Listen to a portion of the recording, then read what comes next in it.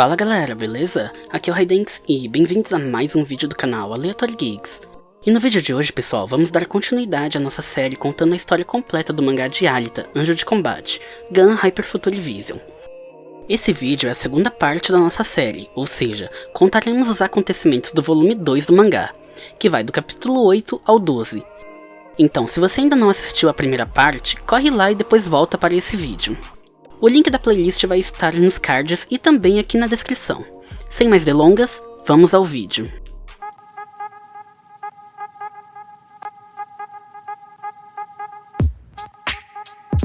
Capítulo 8 – Além do Céu – Corrida Selvagem.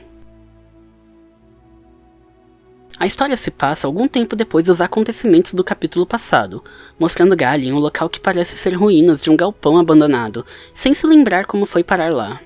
Ela é encontrada por um garoto que está tentando ajudá-la a se levantar, mas não consegue devido ao peso dela.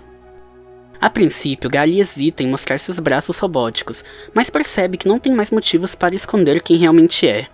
E logo vão para um local mais alto contemplar a visão da cidade flutuante de Zalem. O garoto começa a contar sobre os motivos que o levam àquele local e o que sente ao observar a paisagem lá de cima, fazendo com que Gali se lembrasse como acabou parando lá. Ela estava em uma de suas missões como caçadora de recompensas, derrotou alguns ciborgues até alcançar o farmacêutico que era o seu alvo. Já se considerando vitoriosa, Gali baixa sua guarda, dando a seu alvo a chance de injetar em si mesmo um remédio até então desconhecido, fazendo com que um de seus capangas ficasse espantado e com medo. Dois de seus capangas tentaram segurá-lo para impedir uma transformação bestial, causada pelo remédio então chamado de licantropanzina. Assim que a transformação se completa, ele destrói o corpo de seus capangas, revelando para Gali se tratar de um lobisomem. Gali o persegue pelos telhados das fábricas quando o lobisomem a ataca, mas ela consegue facilmente bloquear e contra-ataca, quebrando o seu braço, seguindo com um chute que aparentemente o destrói, arremessando-o longe em queda livre. Mas Gali acaba pisando em falso em uma parte quebrada do telhado e cai dentro daquele galpão abandonado. A cena corta e voltamos para o momento em que Gali estava conversando com o garoto, que demonstra estar bem interessado e surpreso com os ciborgues mortos no galpão. Gali finge não fazer ideia do que possa ter acontecido ali, ao mesmo tempo que tenta justificar os motivos que levaram àquilo. Mas o garoto discorda, pois não é assim que caçadores de recompensa trabalham. Em seguida, ele pede para Gali lhe passar uma caixa de ferramentas para que ele pudesse remover as espinhas dos ciborgues mortos. Ele explica que Nascatópole é um comércio de partes de ciborgues. Gali tenta impedi-lo, mas ele argumenta que estão lá jogados sem dono, e que essa é uma forma que ele tem para sobreviver. Eles são interrompidos pelo lobisomem de antes, que reaparece atravessando a parede. Gali entra na frente do garoto para lutar com o lobisomem. O garoto tenta segurá-la e levar para longe, e ela percebe ter que fingir ser uma pessoa comum, para não revelar sua identidade. Mas o lobisomem rapidamente os alcança, e quando estava prestes a atacá-los, Gali bloqueia seu golpe com um chute para trás, seguido por outro em sua face, o deixando sem se mover, assim permitindo que o garoto finalizasse com um golpe na cabeça, usando uma barra de ferro. Com o lobisomem derrotado, eles finalmente puderam se apresentar. O garoto revela que seu nome é Yugo, e ela diz se chamar Gali. Eles se despedem e Gali fica pensativa sobre a possibilidade de se encontrarem novamente. Logo, a cena corta para outro momento na cidade, mostrando alguns comerciantes oferecendo produtos na rua. Um dos pedestres aceita a troca de óleo e é levado para um local isolado. O comerciante finge estar trocando o óleo e dá um golpe nesse ciborgue, que fica paralisado, caído no chão. Nos é mostrado que esses comerciantes na verdade são ladrões de partes de ciborgues. Eles roubam a coluna da vítima, mas as deixando vivas. Logo em seguida, um deles liga para a oficina de Ido, falando que tem uma pessoa morrendo naquele local, para que Ido o salve. E nisso nos é mostrado que um desses garotos era Yugo, o garoto que lutou ao lado de Gali. E assim termina o capítulo 8, primeiro capítulo desse segundo volume. Capítulo 9 – Donzela de Ferro – Desperta Coração. Um tempo depois nos é mostrado Gali no telhado da oficina de Ido, observando Yugo ajustar a sintonia do exaustor. Eles conversam um pouco sobre suas vidas e Gali demonstra estar apaixonada por Yugo, querendo fazer parte da vida dele. O assistente de Ido, Gonzo, demonstra estar curioso sobre a relação da Gali e Yugo, feliz por estar desenvolvendo bons sentimentos pelo garoto. Já Ido diz estar preocupado, pois ela indo para o caminho do bem ou do mal pode acabar se ferindo. A conversa é interrompida pelo ciborgue anteriormente atacado, e Ido diz que roubos de espinha está se tornando um comércio lucrativo no mercado negro, por falta da atenção da fábrica. Yugo aparece se despedindo após ajustar os geradores da oficina. Ido o convida para um lanche, mas Yugo recusa, saindo de lá às pressas. O ciborgue reconhece a voz dele como sendo a de um dos caras que o atacaram. Ido e Gonzo percebem que Gali estava os observando por trás da parede. E notam que ela está triste. Gali pergunta a Ido se teria alguma chance com Yugo, mesmo sendo uma ciborgue, e Ido diz para ela não se preocupar, pois isso é normal na cidade. A cena corta para Yugo caminhando quando alguém o chama de canto. Era um ciborgue anteriormente confrontado por Gali na luta contra Macaco, que diz a Yugo que Gali é um problema, dizendo para ele cair fora, que ela era a donzela de ferro que matou aquele monstro. Mas Yugo afirma não ser nada disso, e que apenas estava trabalhando lá e vai embora. Zapan diz a si mesmo não ter esquecido da humilhação que Gali o fez passar, e que ainda irá se vingar. Na cena seguinte é mostrado Ido finalizando um inimigo com um ataque de seu martelo, atravessando o crânio do bandido enquanto seu comparsa corre em direção a Gali, que é alertada por Ido, mas não escuta por estar distraída, perdida em pensamentos negativos, assim sendo acertada por um ataque com uma adaga diretamente em seu peito. Mas o golpe apenas consegue assustá-la, fazendo-a arrancar os 2 braços do inimigo, por puro reflexo de defesa, se espantando com a facilidade em que arrancou os braços dele, mostrando que o golpe nem foi capaz de arranhar o corpo dela. Em seguida, Ido a questiona sobre ter deixado o cara escapar. Ela apenas diz que se distraiu e salta sobre os prédios atrás dele. Em meio à perseguição, ela passa a questionar a si mesma sobre seu corpo ser artificial e mais forte do que qualquer outro, que não é um corpo feito para alguém se apaixonar. Ela para em um prédio e fica sentada observando a cidade lá embaixo, citando como a paisagem é horrível, dizendo que a cidade e ela são iguais, algo não natural entre pedra e aço, que viver assim não muda em nada, ela não tem escolha. Ela começa a chorar pensando em Yugo, e a cena corta para uma pessoa mascarada oferecendo óleo de silicone para outro ciborgue, que no momento de distração tem sua cabeça arrancada por um golpe de machado e sua espinha roubada de seu corpo. Ainda no meio do ato, um homem de terno e óculos escuros aparece das sombras, nos revelando que aquele ladrão era na verdade Yugo. A cena corta novamente para o dia seguinte, e Gali está na cidade, em meio a moradores que se esquentam e se alimentam de ratos e sopa em volta de uma fogueira. Eles conversam sobre Yugo, e os moradores comentam que ele está trabalhando dia e noite, na esperança de conseguir ir para as além, algo impossível para o povo da superfície. Também é dito para Gali que Yugo está se envolvendo com pessoas erradas, com coisas perigosas do mercado negro. Esse mesmo morador pede para Gali conquistar logo o coração de Yugo, e fazer ele se esquecer desse sonho de ir às além. Em meio à conversa é mostrado Zapan em cima de um prédio observando Gali. Logo em seguida Yugo chega, acompanhado daquele homem que o encontrou na noite passada. De longe, Zapan os observa, nos revelando que aquele homem se chama Vector, o chefão do mercado negro, que controla o comércio de partes de corpos ilegais na cidade. Gali finalmente avista Yugo e percebe que ele está bêbado. E Yugo, por sua vez, a questiona do porquê dela estar ali. Vector deixa Yugo em frente à sua casa e vai embora, dizendo que irá aguardar a resposta de Yugo. Mas é interrompido por Gali, que diz a ele que se ele arrastar Yugo para esse caminho, sofrerá as consequências. Mas Vector nada responde e apenas vai embora. Gali entra com Yugo para sua casa e cuida dele, o oferecendo água e lhe dando uma bronca por encher a cara. Mas Yugo não liga, apenas responde que não é mais criança, fazendo com que Gali se preocupasse ainda mais pelo que Yugo está passando. Gali pergunta se Vector o arrastou, mas Yugo diz que eles apenas têm um acordo, e logo muda de assunto, perguntando o que Gali está fazendo lá. Ela responde que só achou que ele precisava de uma ajuda com as tarefas e começou a arrumar a casa dele. Assim que fecha os olhos, Yugo começa a rever as cenas da noite passada, em que Vector finaliza aquele ciborgue que Yugo roubou a espinha, com um golpe de machado em sua cabeça, fazendo com que Yugo ficasse aterrorizado com a cena, dizendo que não havia necessidade de o matar. Mas Vector rebate, dizendo que o ciborgue ouviu o nome de Yugo, que ele mesmo havia falado, e entrega o machado para Yugo, dizendo em entrelinhas para ele sempre finalizar suas vítimas, e entram num carro para conversar em outro local. Vector cita sobre um acordo que fizeram há 3 anos atrás, em que Yugo deveria trazer 10 milhões de créditos a ele, e que em apenas 6 meses Yugo já juntou o salário de 10 anos, dizendo que Yugo trabalha bem, assim o levando até o depósito da fábrica. Yugo hesita, dizendo que não podem entrar lá, mas Vector apenas diz que não comete erros, e eles entram. Já lá dentro, Yugo se espanta ao ver todo um pavilhão repleto de suprimentos que são enviados para as além. Eles começam a beber, e Vector explica que todos os recursos, desde bebidas a alimentos, são cultivados, processados e refinados na Sucatópole, para serem enviados a Zalem pelos tubos que ligam a cidade flutuante à superfície, e que tudo que o povo da cidade de baixo consome são apenas restos, resíduos não aproveitáveis do que foi produzido para Zalem. Ele cita que são os Deckmen, servos robôs de Zalem que ingerem todo o processo de suprimentos que são enviados no tubo, mas que agora estão implementando um novo sistema em que o povo de Sucatópole irá ser responsável por esse procedimento.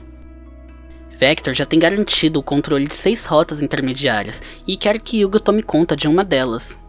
Hugo inicialmente recusa, mas Vector faz repensar ao dizer que mesmo que ele consiga ir para Zalem com o dinheiro que conseguiu, ele não teria como se manter depois, e que ao ficar com parte da rota dos tubos, operando para o mercado negro, ele teria tudo de bom e do melhor em Zalem.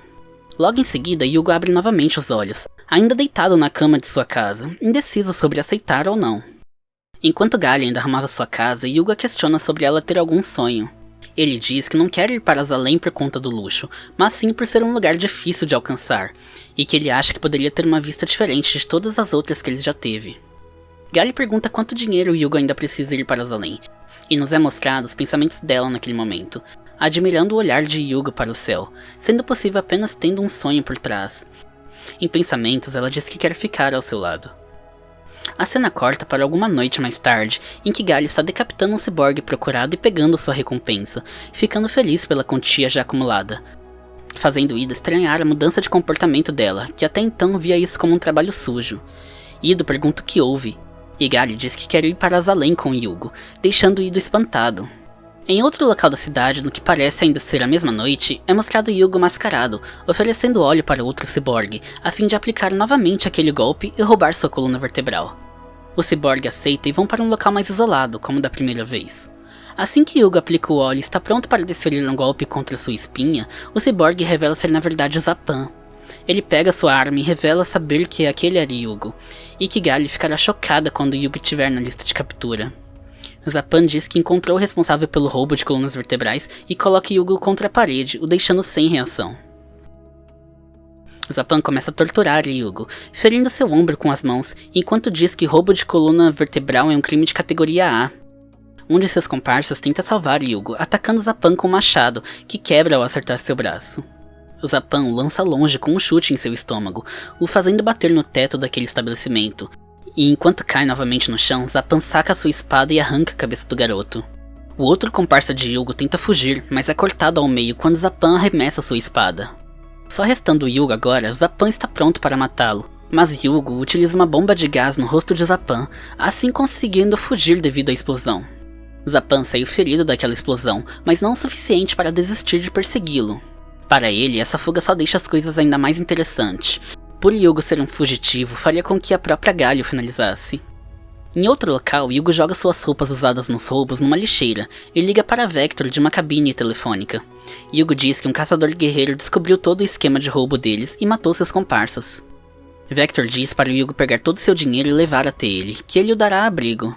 Hugo agradece Vector e sai da cabine, se lamentando por estar quase conseguindo a quantia necessária para ir a Zalem. Ele pensa brevemente em seus comparsas que morreram, mas tenta não se distrair com isso e foge correndo daquele local.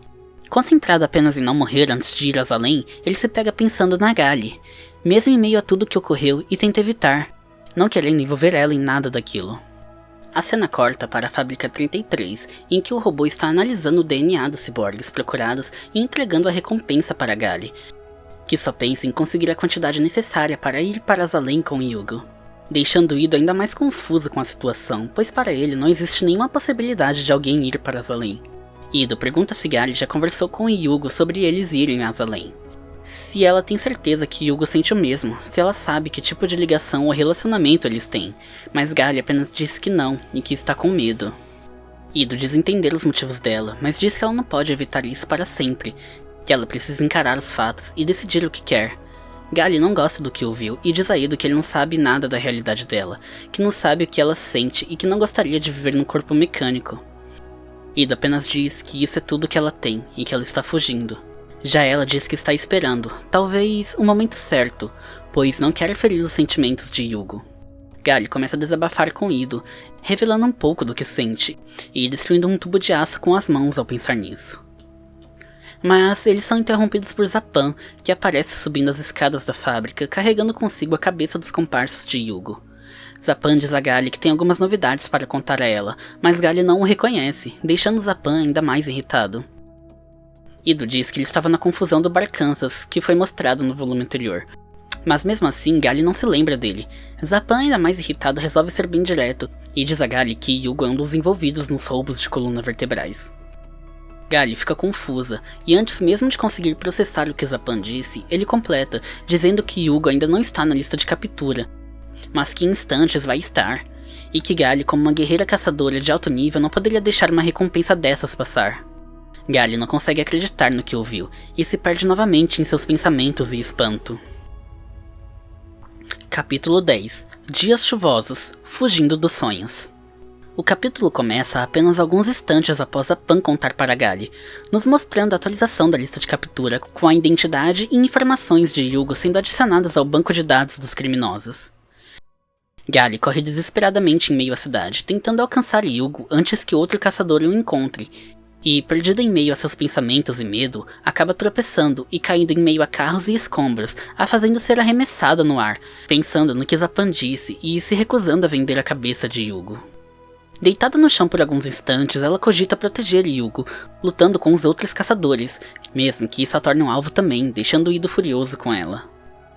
Nos é mostrado que um robô da fábrica já estava espalhando as informações e cartazes de procurado, pedindo à população informar a fábrica caso Yugo seja avistado. Gali se levanta em meio à chuva e encontra um desses cartazes flutuando, assim obtendo uma pista de onde possivelmente Yugo possa estar. Enquanto isso, Zapan começa a provocar Ido, perguntando se Gali trará a cabeça de Yugo. Ele responde que não sabe, e Zapan diz que então ela vai fugir com ele. Ido fica irritado e tenta ir embora, mas Zapan tenta impedir. Ido o ataca, mas Zapan é mais habilidoso e consegue atacar Ido, o deixando inconsciente, dizendo que irá usar Ido como forma de atingir a Gali, assim como o Yugo. A cena corta para momentos depois, em que vemos Yugo em um galpão abandonado se abrigando da tempestade.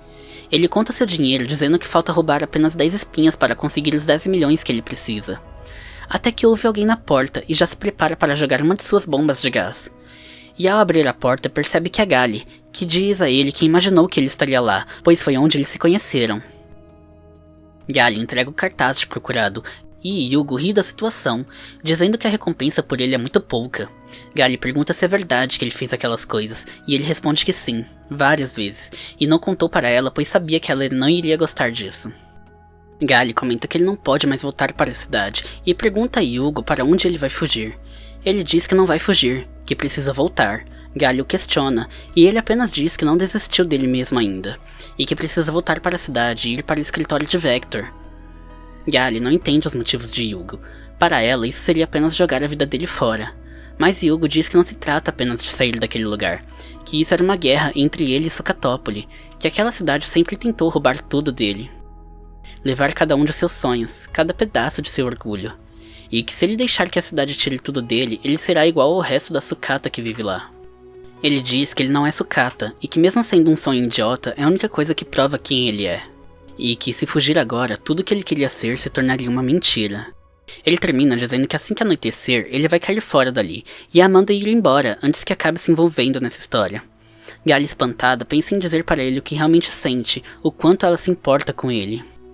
Ela finalmente toma a decisão e se declara para Yugo, que fica calado por alguns segundos, enquanto ela pensa se seria capaz de lutar por ele, mesmo que não fosse correspondida, ou se ela mesma iria matá-lo.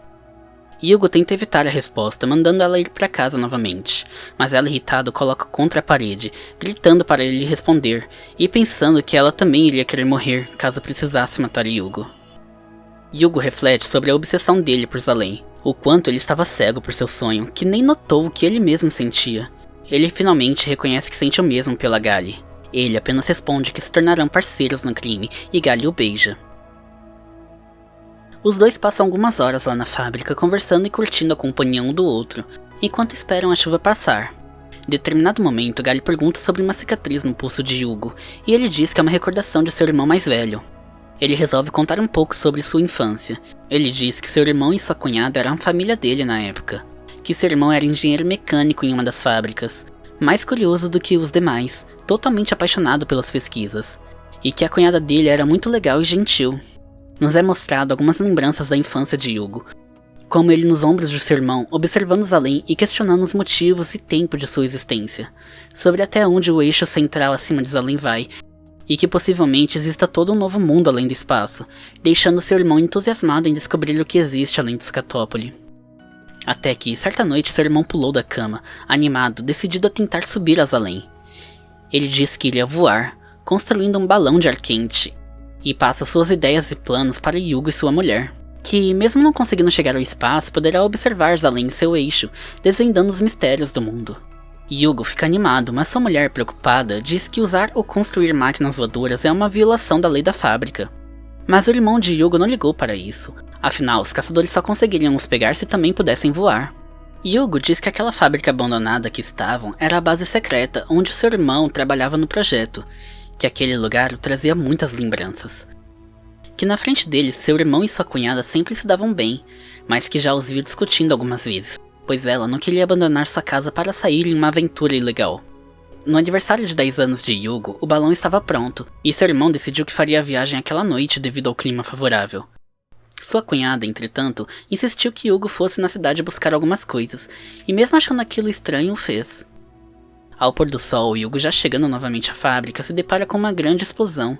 Ele corre até o local e o encontra totalmente envolto em chamas, com um balão destruído e seu irmão já decapitado caído no chão, com soldados e um caçador guerreiro em sua volta. Yugo tenta ir até o corpo de seu irmão, mas é impedido por sua cunhada, que pede ao caçador guerreiro acabar logo com aquilo. Yugo então percebeu que sua cunhada, a Nana, havia traído seu irmão, e o entregou para o caçador guerreiro. Ela até tentou o criar depois daquilo, mas ele não confiava mais nela, e então fugiu de casa e começou a se envolver com pessoas erradas. 2 anos depois, Yugo, já totalmente envolvido no mercado negro, passa por algum tipo de comércio ilegal de partes de corpo humano, e se depara com a mão de seu irmão à venda. Ele pede ao vendedor que troque sua mão por ela. O vendedor acha aquilo estranho e tenta o expulsar, quando Vector aparece, se interessando pelo garoto, e manda que façam a troca. Já na sala de cirurgia, com a mão de seu irmão no lugar da sua, ele pede para que a cirurgiã mantenha a cicatriz na mão, pois o traz boas lembranças.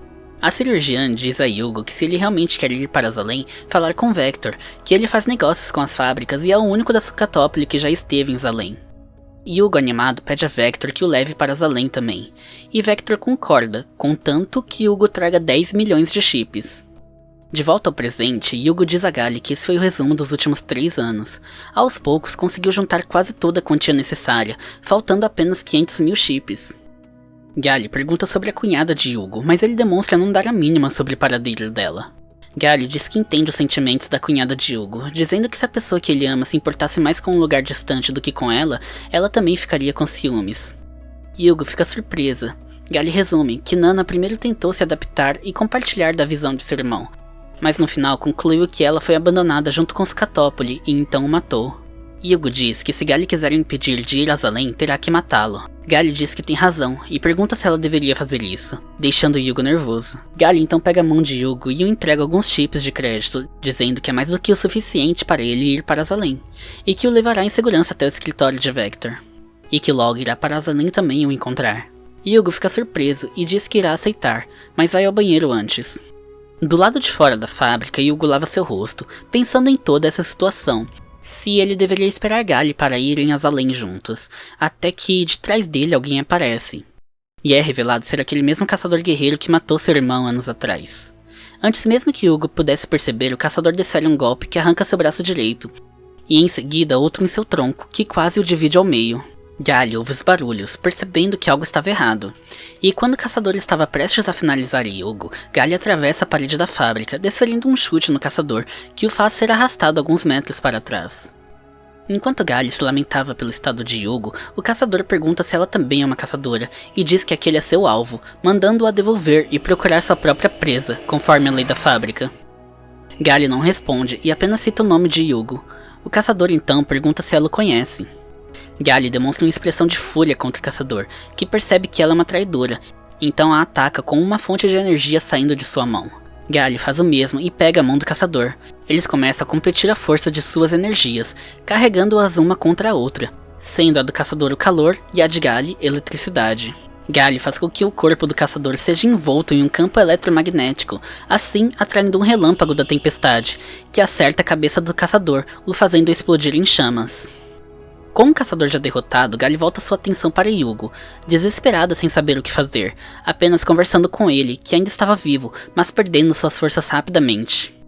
Gali naquele momento grita em prantos, desejando poder dar parte de sua vida para Yugo. Dito isso, ela acaba pensando em um plano. A cena corta para Gali saltando em meio aos prédios da cidade com o corpo de Yugo em seus braços, tentando chegar ao escritório de Vector, quando, ao parar em uma construção, é surpreendida por um holofote a iluminando. E ao olhar para trás, percebe ser Zapan, junto com alguns robôs da fábrica, que a encurralam, por se rebelar contra o código dos caçadores guerreiros ao fugir com o procurado. Um dos robôs controlados pelo terminal remoto atua Gali como um alvo a ser destruído pela fábrica, por ser culpada de insurreição. Mas Gali não se importa, então Zapan mostra que trouxe Ido como refém, para que Gali não tente fugir ou lutar contra eles. Ao ver Ido naquela situação, Gali se vê sem saída, e Zapan diz que só há uma forma de provar sua inocência e salvar a si mesmo e Ido. Ele ordena que Gali cumpra o juramento de caçadora guerreira e entregue a cabeça de Yugo à fábrica. Zapan já celebra sua vitória, sabendo que tanto faz se Gali matar Yugo ou fugir, deixando Ido morrer, ela sofrerá por sua causa. Mas Gali, sem demonstrar nenhuma hesitação, tira de trás do corpo de Yugo um tipo de pacote enrolado por um pano, deixando Zapan e Ido confusos e espantados. E ao desamarrar, ela revela ser a cabeça de Yugo decapitada, assustando Ido e Zapan, que não conseguem acreditar que ela realmente foi capaz de matá-lo. O terminal remoto então confirma que Gali cumpriu com os deveres de caçadora guerreira e a libera da acusação. Mas Zapan não aceita isso. Ele tinha certeza que Gali não seria capaz de matar seu amado. Então ele salta na direção dela e começa a desferir frases para afetar o emocional de Gali. Mas ela não expressa nenhuma reação. Então Zapan vai para cima dela, pegando e arremessando os restos do corpo de Yugo longe. Ele diz que irá esmagar a cabeça de Yugo também e tenta a tomar dos braços de Gali, assim conseguindo arrancar o pano que cobria os tubos que conectavam a cabeça de Yugo ao sistema de suporte à vida de Gali, mantendo o cérebro dele vivo, mesmo sem o resto de seu corpo, percebendo que Gali realmente não foi capaz de matá-lo, admirando a estratégia dela. Mas Zapan não percebeu que ao fazer isso, ele infringiu o código dos caçadores, que categorizou aquela ação como roubo de recompensa, fazendo com que Zapan fosse considerado um alvo pelo terminal de acesso. E antes mesmo que Zapan pudesse explicar, Gali enfurecida desfere um golpe com a ponta de seus dedos, atravessando o crânio de Zapan, e assim finalizando o capítulo 10. Capítulo 10. Sonhos culposos, corações partidos. O capítulo começa no dia seguinte, nos mostrando Vector lendo as notícias sobre Yugo, que diziam que um criminoso pelos roubos de espinha foi capturado e morto pelos caçadores guerreiros. A manchete dizia que na noite anterior, Zapan tentou roubar a recompensa de Gali, que reagiu, assim tendo seu rosto destruído e caindo em meio aos edifícios, nos mostrando que possivelmente ele ainda esteja vivo. E que Gali não foi punida, já que Zapan quem a atacou primeiro. E ela não quis a recompensa pela cabeça de Yugo, dizendo que iria a enterrar. Já na oficina de Ido é mostrado ele e seu assistente Gonzo, finalizando os procedimentos de transferência de cérebro, implantando a cabeça de Yugo no corpo de um paciente ciborgue que morreu. Gonzo demonstra estar preocupado com a decisão de Ido de reviver um procurado, mas Ido faz prometer segredo. Ele diz que o humano Yugo morreu, e que o resultado da cirurgia é um ciborgue, ou seja, outra pessoa. Ido vai até Gali, que está em prantos no corredor esperando o resultado. Ele diz a ela que deu tudo certo. Gali se anima e Ido diz que foi graças a ela que Yugo pôde sobreviver. Que se ela não tivesse interligado a cabeça dele ao seu suporte de vida, as células cerebrais dele teriam morrido. Gali se sente mal por ter colocado Yugo em perigo. Mas Ido diz que foi erro dele em acreditar que poderia ir para Azalém. Que Yugo foi enganado. Diz que ele é apenas mais um sonhador tolo, que a ideia de ir a Azalém se juntar muito dinheiro é tolice, e que ele sabe melhor do que ninguém que quem está no solo não pode ir a Azalém, pois ele mesmo já foi zalemita expulso da cidade há muito tempo, e que a marca em sua testa é um carimbo para mostrar quem já foi um cidadão de Azalém. Cabisbaixo ele diz a Gali que deveria ter contado isso antes, que não queria ter escondido dela.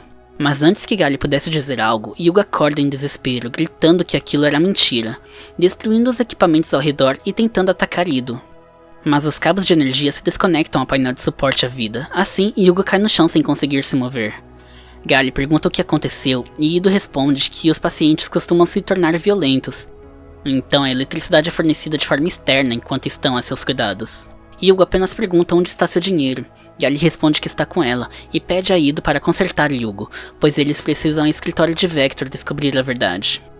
Mais tarde, já na entrada do prédio, um dos subordinados de Vector diz que tem duas pessoas insistindo em falar com ele. Vector apenas ignora e diz para o subordinado se livrar deles, porém já entraram e Yugo revela para Vector ainda estar vivo, o deixando surpreso e tenso. Yugo coloca o dinheiro necessário na mesa de Vector e pede a ele que o leve a Azalem naquele momento. Vector fica paralisado enquanto Gali observa sua reação com desconfiança. Vector tenta desconversar, perguntando do que o Yugo vai fazer lá, mas Yugo não quer saber, apenas diz que vai virar mendigo. Vector tenta convencê-lo novamente, dizendo que irá dar uma rota alternativa na fábrica, e Yugo, já sem paciência, grita que está decidido. Vector percebe que Yugo não irá mudar de ideia e decide contar para ele a verdade. Então vai até um canto de seu escritório e tira um pano que cobria recipientes com órgãos de partes de corpos humanos, dizendo que pode mandar para Azalem, porém, daquela forma. Gali e Yugo ficam confusos, e Vector diz não saber o motivo, mas que todo mês o povo de Azalem pede a ele o equivalente às partes de uma pessoa viva. Yugo questiona se Vector pretendia pegar seu dinheiro e então matar para enviar suas partes, mas Vector diz que não, e que achou que Yugo desistiria de ir se ele pedisse um valor absurdo. Yugo então questiona sobre ele ter dito que foi a Azalem, e Vector, já trêmulo, diz que foi um exagero, que isso é bom para os negócios. Yugo, completamente desiludido, apenas diz a Vector que ele o enganou, enquanto Gali chora, sofrendo pela decepção de Yugo. Yugo anda em direção a Vector, com um semblante que o deixa em desespero, pedindo para que Yugo não fique bravo e dizendo que foi culpa dele em acreditar que poderia ir para Azalem. E enquanto Yugo já estava bem à sua frente, Vector pergunta se ele já ouviu falar em Zaarik. No mesmo instante, um ciborgue gigante invade o escritório, destruindo a porta da frente e indo em direção a Yugo e Gali. Vector diz ser o campeão do Coliseu, que é pago por ele, e ordena que os dois saiam de seu escritório. Gali apenas diz que irá cuidar do grandão, para Yugo fazer o que quiser com Vector. O ciborgue tenta esmagar Gali com um golpe de cima para baixo, mas Gali desvia e coloca seu pé sobre o braço do grandalhão, que não o consegue levantar devido à força aplicada por Gali. Ele tenta acertar Gali com sua mão esquerda, que é destruída por ela com apenas um golpe. Logo em seguida tenta novamente com a direita, mas Gali desvia, saltando acima dele e acertando um chute em sua cabeça, que o faz cair inconsciente na frente de Vector. Yugo pega Vector pelo pescoço e o prensa contra a parede, mas quando estava prestes a matá-lo, Yugo hesita, e assim é finalizado o capítulo. Capítulo 12. Além das nuvens. Vidas perdidas. Finalmente chegamos ao desfecho do volume 2, que nos é mostrado Gali ainda por cima do ciborgue gigante que os atacou, enquanto Yugo sufoca Vector, que já estava quase inconsciente, dizendo que tudo foi mentira. Yugo joga Vector no chão e escora na parede, e começa a se lamentar pelo que Vector o fez passar, dizendo que foi cruel, sem conseguir acreditar. Gali pede a ele para parar com aquilo, mas ele pergunta quem é Yugo. Diz que aquele babaca já morreu, mostrando sua cabeça, a única coisa que restou de seu eu humano. Se debruçando sobre o dinheiro jogado no chão, que custaram sua alma, dizendo que não serve para nada, que foi tudo que sobrou do fracassado de Yugo. Gali tenta acalmá-lo, dizendo que aquilo não é verdade, que mesmo que ele não possa ir a Azalem, amanhã é um novo dia, que eles podem recomeçar novamente, juntos dessa vez. Mas Yugo, já totalmente transtornado, diz que o amanhã é inútil para alguém morto, e se joga para fora do escritório, saltando pela janela. Gali, furiosa, pensa em se vingar de Vector, mas percebe que Yugo já está se distanciando, e então se joga pela janela também, deixando Vector aliviado por terem ido embora. A cena seguinte nos mostra Ido saindo de sua oficina e notando a chuva forte, seguindo para Gali em meio à cidade, tendo perdido Yugo de vista por conta de muitas pessoas com guarda-chuvas. Logo em seguida, a população em meio à chuva fica agitada ao perceber que está caindo chips de dinheiro do céu, chamando a atenção de Gali, que ao olhar para cima vê Yugo subindo os tubos que conectam Sucatópolis e Azalem. Yugo, já tendo percorrido boa parte do caminho, está determinado, acreditando que logo conseguirá entrar em Azalem, quando uma serra giratória gigante desce pelo tubo, quase o atingindo em cheio. Lá embaixo, Gali se prepara para subir nos tubos e ir até Yugo, quando um robô da fábrica diz que ela não pode subir. Gali pergunta o que são aquelas serras e o robô número 10 responde que é um tipo de sistema de defesa que desce de Azalem destruindo tudo que estiver no alcance, sempre que algo ou alguém chega a 50 metros do tubo. E Yugo já havia chegado em 180 metros. Gali fica preocupada e determinada a trazer ele de volta o mais rápido possível. A cena seguinte mostra Yugo caído no tubo, com partes de seu corpo danificadas e sua roupa totalmente destruída, sem nos mostrar como ele escapou da serra. Mesmo sem conseguindo mais andar, se arrastando pelo tubo, ele percebe que está próximo de alcançar Zalem, e fica animado e aliviado, dizendo que largou tudo por causa de Zalem e finalmente chegou. Mas perde sua atenção ao ouvir Gali gritando seu nome, e ao olhar para trás e vê-la, fica feliz por um instante, achando que estará com Gali no lugar que sempre sonhou. Mas sua felicidade logo muda para desaprovação, quando Gali pede para ele voltar com ela. Ele diz que nunca irá voltar, que Sucatópole quase o matou, e que seu lugar agora é em Zalem, deixando Gali triste. Gali chorando diz que não vai deixar Yugo fazer isso, mas Yugo diz que finalmente entendeu, que finalmente ele sabe que nunca foi parte desse mundo, que esse mundo nunca precisou dele. Gali o chama de covarde, e diz que o mundo não se resume a Sucatópole e Zalem, e pede para Yugo não se deixar enganar por tanta mentira, o deixando sem reação. Gali diz que Yugo é importante para ela, e pergunta se isso não é o suficiente. Ele não responde, e ela pede para tentarem juntos, que irão achar um jeito de ir a Zalem. E Yugo fica emocionado e concorda com ela. Por um breve momento, Gali fica feliz, acreditando finalmente ter conseguido tirar a obsessão por Zalem do coração de Yugo, pensando que ele é dela agora, e nunca deixará que Zalem o machuque novamente. Mas sua felicidade logo se torna desespero quando Gali avista algo e grita para Yugo ter cuidado. Mas assim que ele olha para trás, uma serra o atinge, destruindo completamente seu corpo, deixando apenas uma parte de seu torso e apenas um de seus braços, que quase foi arrancado também. Gali consegue saltar por cima da serra e alcançar o corpo de Yugo antes de cair do céu, o segurando pelo braço e cravando uma faca no tubo para que não caísse junto. Mas o impacto gerado pela queda ter sido interrompida bruscamente faz com que o braço de Yugo, que já estava danificado, começasse a se partir, dando apenas o tempo de Yugo dizer que pelo menos tiveram a chance de dizer adeus. Quando seu braço se quebra, Yugo cai do céu, deixando Gali em prantos apenas com um de seus braços em sua mão. Gali fica em choque e logo em seguida começa a chorar, abraçando o que sobrou do corpo de seu amado, enquanto observava o corpo de Yugo caindo na cidade abaixo, apenas podendo dizer adeus. Finalizando assim o segundo volume de Battle Angel Alita, Gun Hyper Future Vision. O que acontecerá com ela daqui em diante? Veremos mais do que nos foi mostrado no filme de 2019? E esse foi o vídeo de hoje, espero que vocês tenham gostado. Não se esqueçam de deixar um like e comentar aqui embaixo o que vocês acharam dessa história. Já conheciam? Curtiram? Notaram semelhanças e diferenças do filme animado e do filme em live action? Qual dessas versões vocês preferem? Nos digam aí o que acharam. E se gostou e não está no canal, se inscreve aí. Logo mais traremos a terceira parte dessa história. O mangá tem 9 volumes e outras edições que contam histórias paralelas e continuações do universo de Alita. Então tem muito conteúdo para mostrar, por isso contamos com seu feedback. E isso é tudo pessoal, eu vou ficando por aqui. Valeu, falou e até o próximo vídeo.